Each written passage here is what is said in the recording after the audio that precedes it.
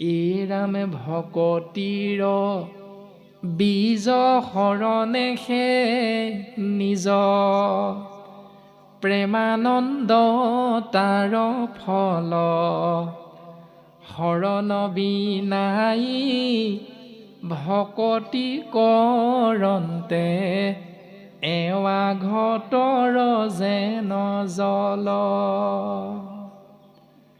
ভকতিৰ বীজটো উৎপন্ন হ'ব শৰণ প্ৰক্ৰিয়াৰ মাধ্যমেৰে। শৰণ কিন্তু নিজৰ নিজৰ বস্তু জীৱাত্মাবিলাকৰ। গতিকে আমিও প্ৰত্যেকজনে শৰীৰধাৰী জীৱাত্মা একোজন মনুষ্য, বাকী তিনিমুঠি জীৱতকৈ শ্ৰেষ্ঠ। কাৰণ আমাৰ জ্ঞান আৰু বিবেক দিলে ভগৱন্ত পুৰুষে। সেইকাৰণে আমি নিজক বিশ্লেষণ কৰিব লাগিব যে আমি ভক্তি কৰিবলৈ যাওঁতে, ঈশ্বৰৰ নাম আশ্ৰয় কৰিবলৈ যাওঁতে আমি শৰণ প্ৰক্ৰিয়াৰে